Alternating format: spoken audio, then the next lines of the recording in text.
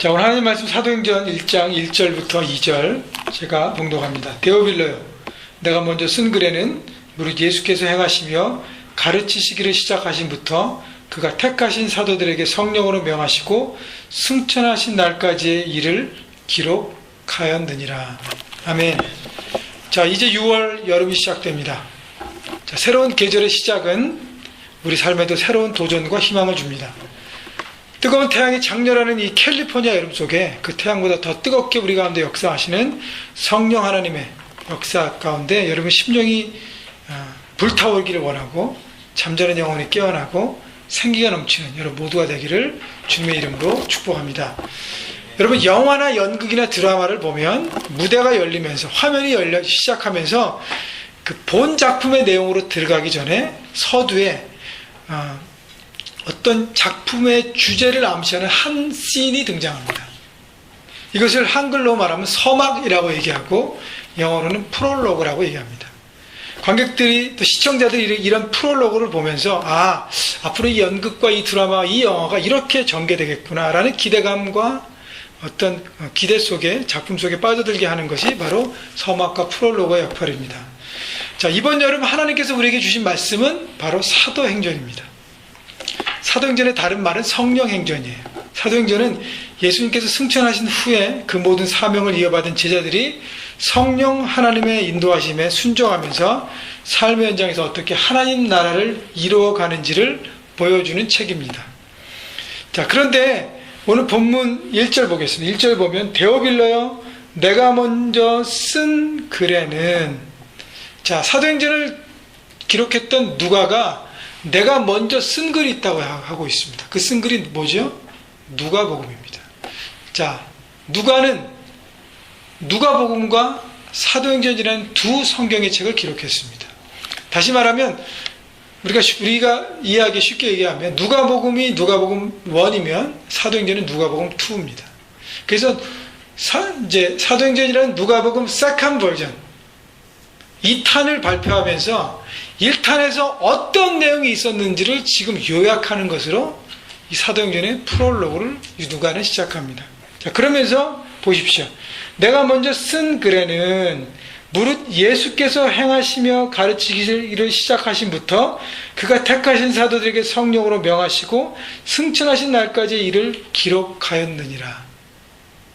누가복음에서 사도행전에 먼저 된 책인 누가복음 1 섹션에서 내가 이런 일들을 기록했습니다 라고 얘기하고 이제 본격적으로 누가복음 제2탄인 사도행전으로 들어가고 있습니다. 자, 누가복음에서 누가가 기록했던 것은 예수님의 삶이에요. 그 예수님의 삶을 지금 1절과 2절 두 절을 통해서 누가복음 20장이 넘는 전체의 말씀을 딱 요약하고 있습니다. 자, 오늘 우리가 집중해서 보려고 하는 것은 바로 이 두 절에 나타난 예수님의 삶인 것입니다. 사도행전을 시작했던 예수님의 제자들이 배우고 품고 따랐던 예수님의 삶, 우리가 돌아보려고 합니다. 그래서 우리 모두 그 주님의 삶을 배우고 품고 따라가기를 바랍니다. 그래서 제자들처럼, 사도행전에 나타난 크리스찬들처럼 자신의 삶의 현장을 새롭게 읽어내는 파워 있는 제자로 여러분 모두가 살아가시기를 주님의 이름으로 다시 한번 축복합니다. 자, 그렇다면 누가복음을 통해 보여주셨던 우리가 배우고 품고 따라가야 될 예수님의 삶, 요약된 삶은 무엇인가? 오늘 세 가지를 통해서 보려고 합니다. 첫째는 행함이 있는 삶입니다. 행함이 있는 삶. 1절 다시 볼까요? 데오빌로에 내가 먼저 쓴 글에는 무릇 예수께서 행하시며 가르치시기를 시작하신부터. 누가는 예수님의 삶을 기록하면서 가장 먼저 사용했던 동사는 뭐예요? 행하시며 라는 것입니다.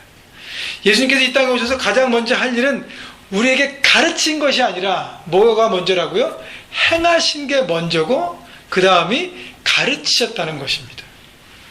자, 예수님의 가르치심이 파워 있고 우리에게 소중한 것은 그가 가르치시는 것보다 앞서서 먼저 삶으로 사셨다는 거예요. 그것이 뿌리가 되기 때문에 그분의 티칭이 우리에게 지금도 생생하게 역사하고 있는 것입니다. 만약 주님께서 행함을 먼저 보여주지 않고 그냥 가르쳐만 주셨다면 2000년이 지난 우리에게 시간과 공간을 넘어서지 못하고 그냥 허공에 사라졌을 것입니다. 여러분, 예수님은요, 이 땅에 오셔서 사람들을 가르치시기 전에 성자 하나님, 아들 하나님이시면서 비천한 인간의 육체를 입고 이 땅에 오셨습니다. 성육신 하셨어요. 영어로 얘기하면 인카네이션입니다. 육의 몸을 입고 이 땅에 오셨습니다. 그리고 갈릴리 시골이라는 세상에서 죄로 더럽혀진 사람들과 함께 어울리며 살아가시면서 사람들의 친구로 사셨어요. 또 구원자이신 예수님은 죄인이 받아야 하는 세례를 받으실 필요도 없는데 죄인인 세례자 요한 앞에 무릎을 꿇고 먼저 세례를 받으셨습니다.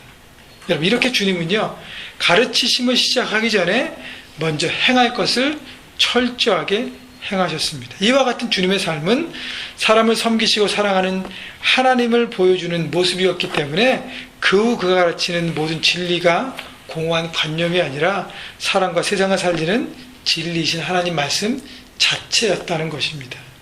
여러분, 그렇다면 예수님의 행하심을 통해 우리에게 말씀하신 것은 무엇일까요? 바로 이것입니다. 인간은 우리 모두는 죄인으로 태어났습니다. 죄를 짓고 죄의 결과 죽음을 향해 살아가는 존재입니다. 어느 누구도 자기의 힘으로 자신을 구원할 능력이 아무도 없습니다.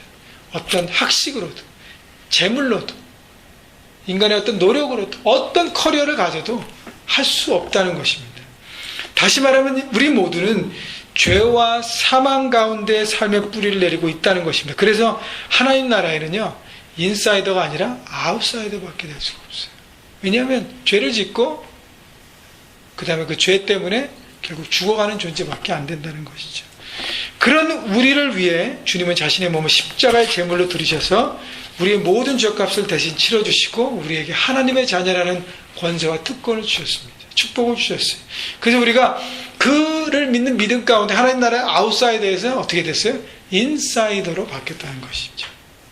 예수님께서 자신의 생명을 던져 아웃사이드에 우리를 건져서 하나님의 자녀, 하나님의 인사이드로 건져 올리신 것이 바로 예수님께서 행하시고 이루시고자 하는 목적이었다는 것이에요.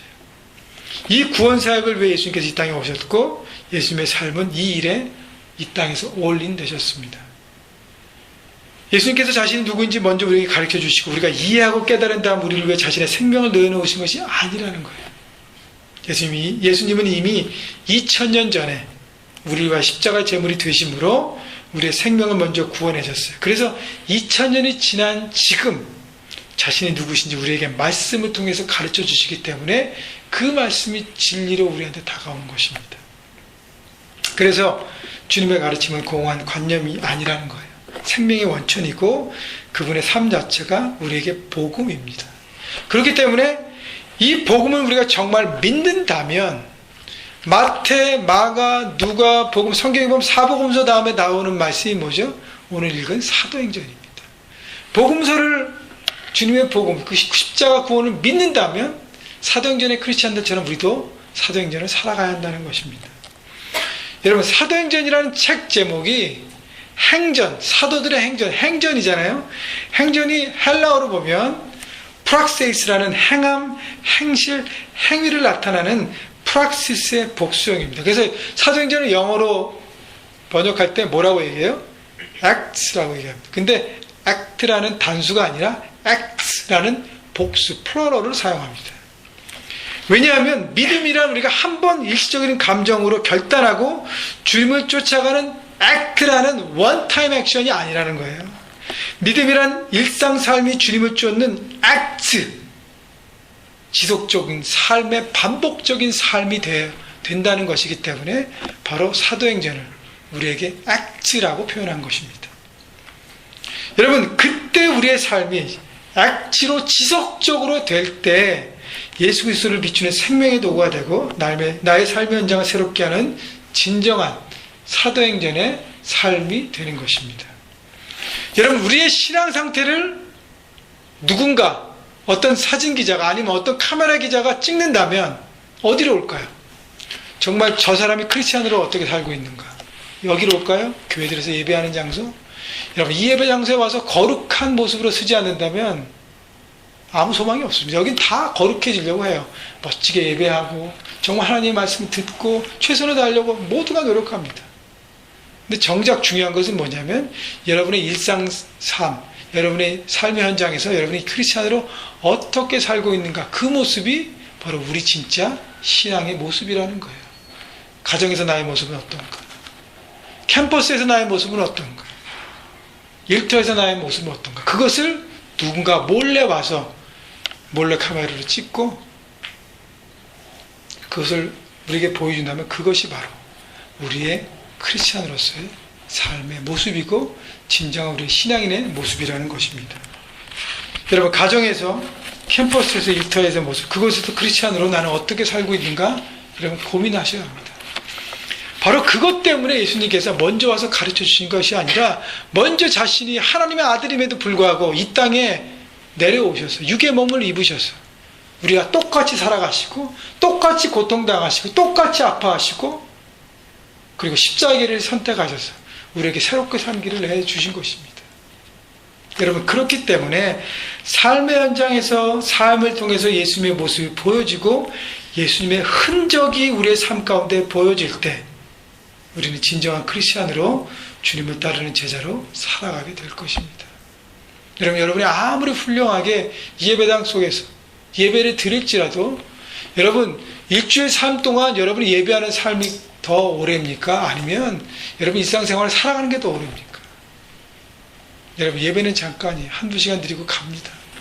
그 다음은 여러분의 몫이에요. 여러분이 하나님과 관계에서 내가 말씀대로 어떻게 살아가고 있는가, 하나님의 몰래카메라가 여러분을 따라다니고 있어요. 그러면서 그것을 통해서 하나님이 보십니다. 아, 정말 크리스찬으로 살아가려고 애를 쓰고 있구나. 아, 너는 두 가면을 쓰고 교회에서 다른 얼굴, 또 삶 현장에서 또 다른 얼굴로 살아가고 있구나. 하나님 보실 것입니다.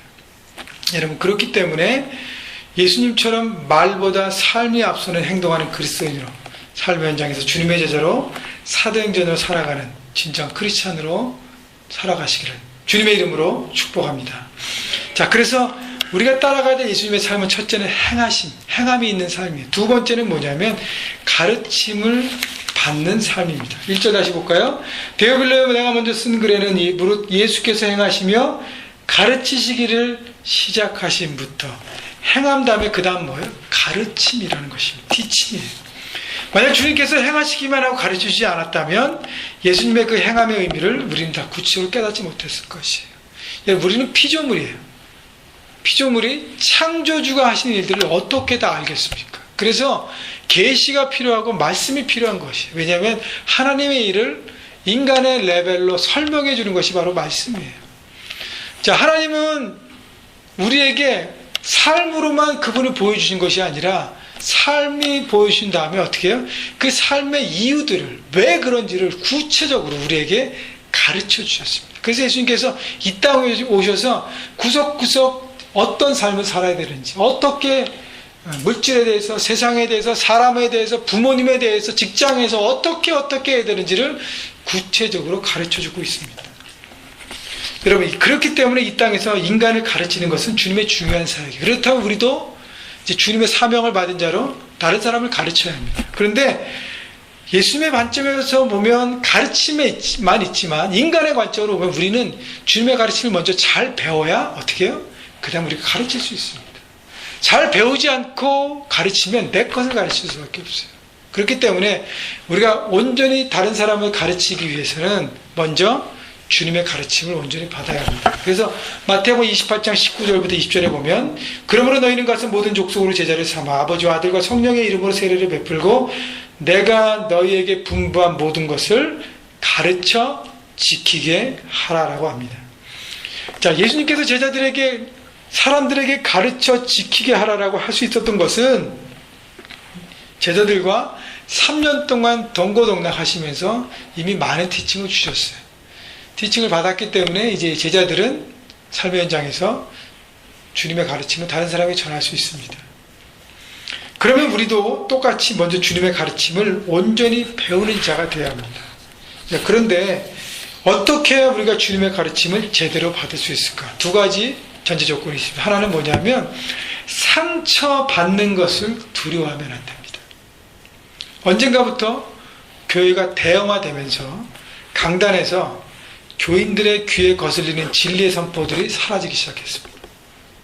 교회 부흥을 위해 교인들이 듣기 좋아하는 메시지들만 선포되고 있습니다. 달래고 아우르고 이렇게 해야 복을 받고, 그래서 현대 살아가는 많은 크리스천들이 상처받기를 거부합니다. 듣기에 거북한 말씀이 들려오면 교회가 여기밖에 없나? 다른 데를 찾아가요.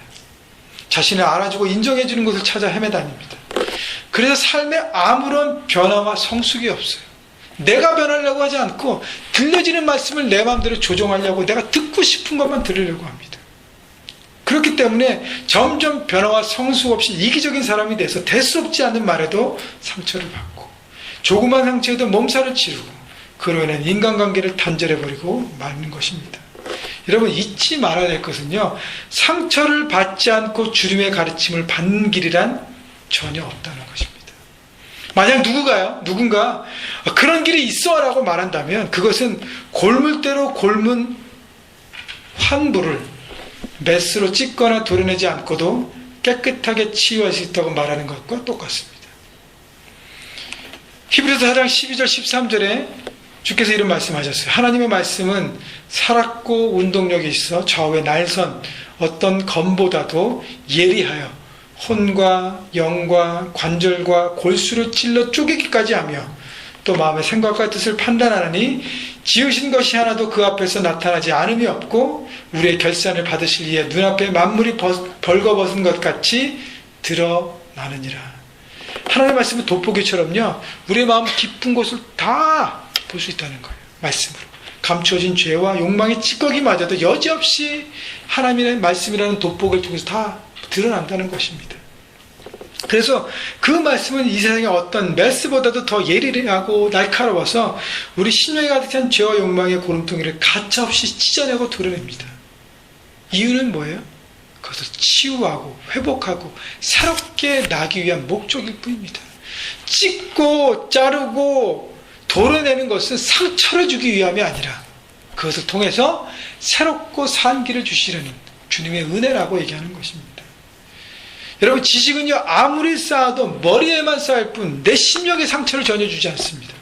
그러나 주님의 가르친 진리의 말씀은 우리의 심령이 새겨지기 때문에 우리의 심령을 찢기 위해 존재하는 것입니다.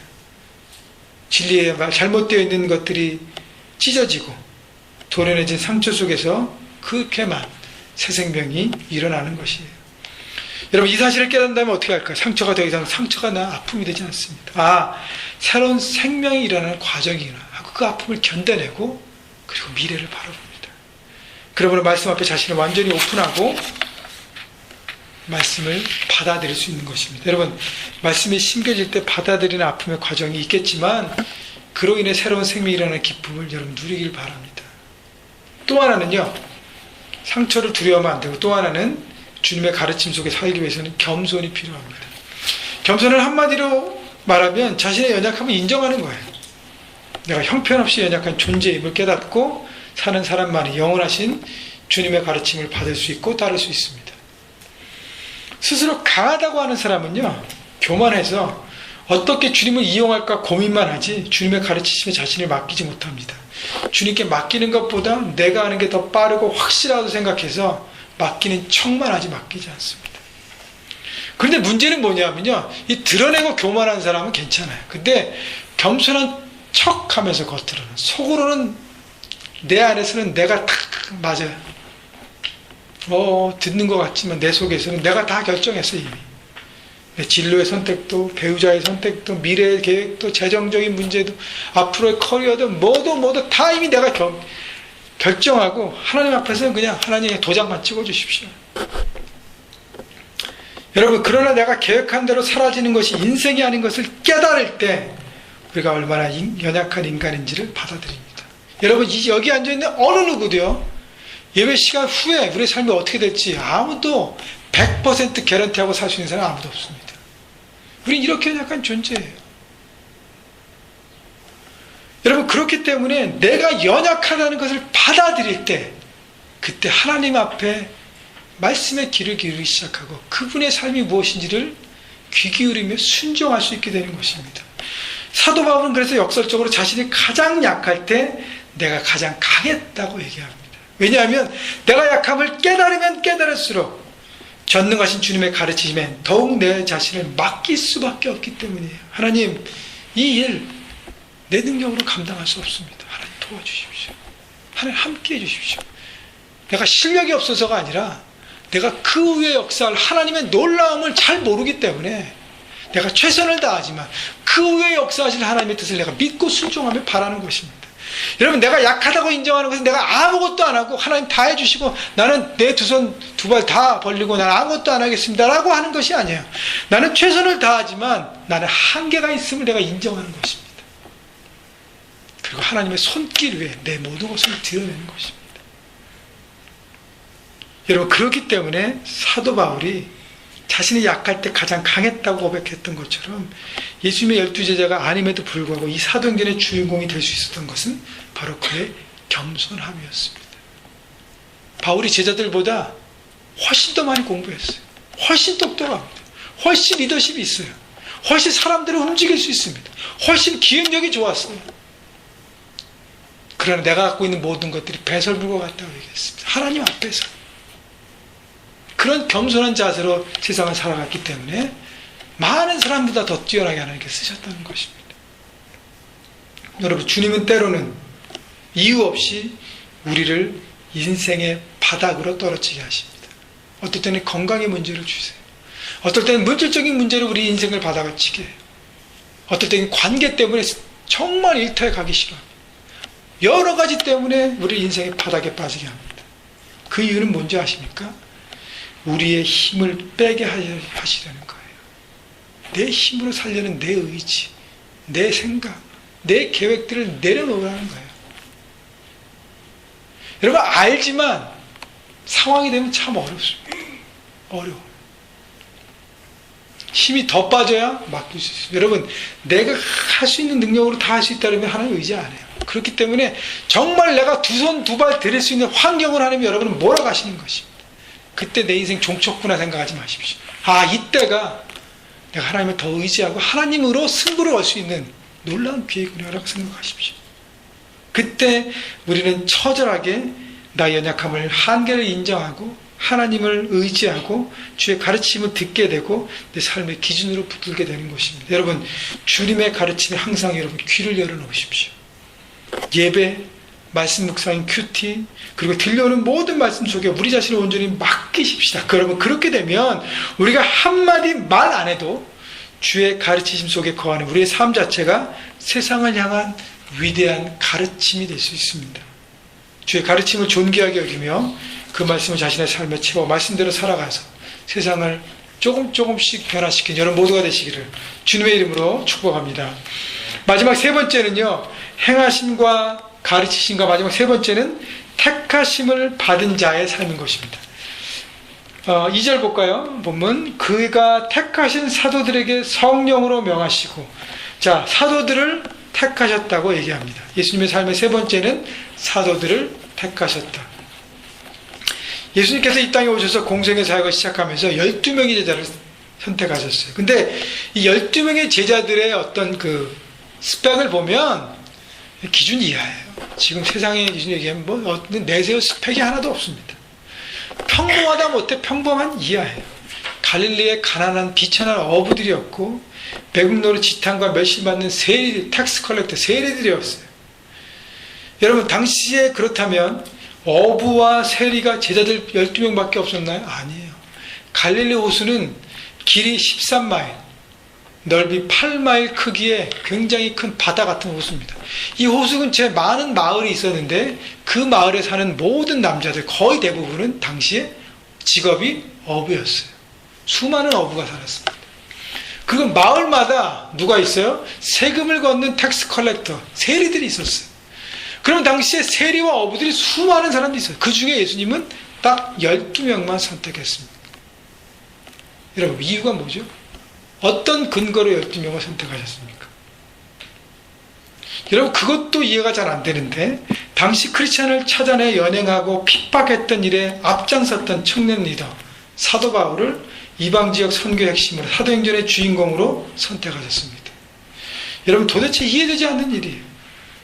여러분, 그렇다면 우리는 어떻습니까? 이 세상에는요, 길과 진리와 생명 대신 주님을 알지 못하는 사람이 아는 사람보다 더 많습니다.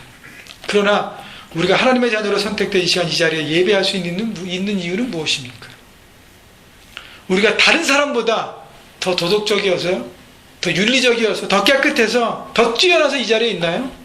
아니에요. 우리는 주님의 택하심을 받았을 뿐이지 세상 사람들과 비교하면 비슷합니다.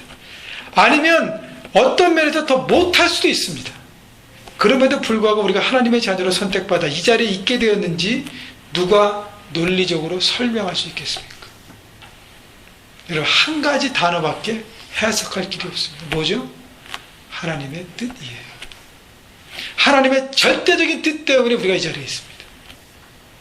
고린도전서 1장 1절에 보면 사도 바울은 자신을 이렇게 소개합니다. 하나님의 뜻을 따라 그리스도 예수의 사도로 부르심을 받은 바울은 자기가 사도로 부르심을 받았는데 뭐에 따라요? 하나님의 뜻에 따라 부르심을 받았다는 거예요. 여기서 말하는 하나님의 뜻이라는 단어는 헬라 원어에 보면 소망이라는 단어예요. 소망이라는 단어는 믿음이라는 단어와 함께 언제든지 같이 갑니다. 동전의 양면이에요. 믿음은 소망을 낳고 소망은 믿음을 더 공고히 합니다. 믿음이 있는 곳에 소망이 있고 소망이 있으면 믿음이 있습니다. 자, 그렇다면 하나님께서 한 사람을 부르셨다는 것은 그 사람에 대한 하나님의 소망이고 하나님의 믿음이었다는 것입니다. 여러분, 백화점에 가서 제가 파란색 넥타이를 샀다고 합시다. 넥타이가 종류가 색깔이 여러 가지가 있어요. 그 중에서 내가 보기에 파란색이 나한테 가장 맞는 것 같은 믿음이 있기 때문에 파란색을 선택하고 나머지 색깔은 다 포기합니다. 여러분, 그게 선택이에요.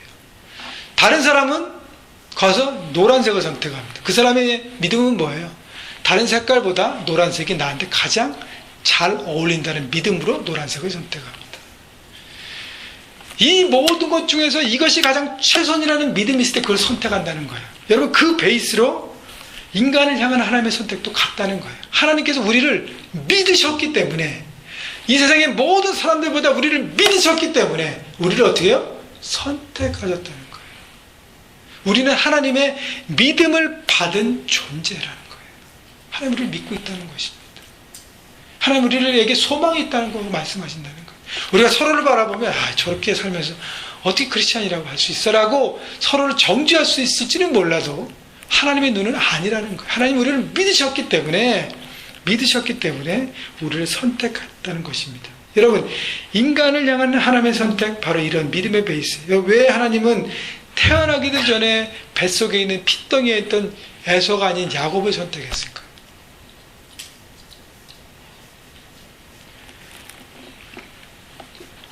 왜 시골 나사렛 가나나의 여인 마리아를 성모 마리아로 택했을까요? 무식하고 혈기왕성한 어부 베드로를 왜 수제자로 선택했을까요? 왜 예수님의 원수였던 바울을 선교의 주역, 사도행전의 주인공으로 선택했을까요? 왜 믿지 않는 사람들보다 더 못한 우리를 선택하셨을까요? 대답은 하나예요. 말씀드렸듯이 하나님의 야곱을 믿으셨고, 마리아를 믿으셨고, 베드로를 믿으셨고, 형편없는 죄인이었던 우리 모두를 믿으셨기 때문입니다. 하나님께서 인간을 믿으셨기 때문에 독생자 아들 예수 그리스도를 이 땅에 보내셔서 십자가 희생제물이 되게 하신 것이에요. 그래서 십자가의 구원을 이룰 수 있었던 것입니다. 그 하나님의 믿음이 야곱을, 마리아를, 베드로를, 바울을, 그리고 우리를 선택해 주신 것입니다. 비록 우리가 추악한 죄인일지라도 하나님께서 먼저 하나님의 자녀로 선택해 주시고 은혜를 주시면 우리가 하나님의 자녀로 살아가리라는 하나님의 소망과 믿음이 있었다는 것입니다. 여러분, 그렇다면 우리가 뭘 해야 될까요? 다른 건 없습니다. 그분이 우리를 믿으셨기 때문에 그 믿음에 부응하여 믿음의 삶을 살면 되는 것입니다. 여러분, 2절 다시 보십시오. 그가 택하신 사도들, 본문 2절 다시, 그가 택하신 사도들에게. 자, 예수님께서 사람들을 택하셨는데 뭘 위해 택하셨다고요? 사도로 세우기 위해 택하셨다고 말씀하십니다. 그냥 택한 게 아니에요. 목적이 있습니다. 사도로 부르셨어요. 사도는 예수님과 함께 했던 12제자를 사도라고 표현합니다. 작게는, 넓게는요, 하나님의 부르심을 받은 우리 크리스천 모두를 말하고 있는 것입니다. 사도는요, 헬라어 원문에 보면 보낸다는 뜻이에요. 그러면 사도는 보내심을 받은 자라는 뜻입니다. 주님의 메시지를 가지고 자신을 보낸 삶의 현장으로 가는 사람들을 말합니다. 바울은요, 고린도전서 1장 2절에 통해 이렇게 얘기합니다. 고린도 교회에 편지를 쓰면서 고린도 교회를 하나님의 교회라고 표현했습니다. 고린도에 함께 예수 그리스도를 주인으로 모시고 말씀에 따라 이방 지역에 살아가는 사람들의 모임인 그 고린도 교회를 하나님의 교회라고 표현했습니다. 여기서 말한 교회는 헬라어로 에클레시아예요. 에클레시아.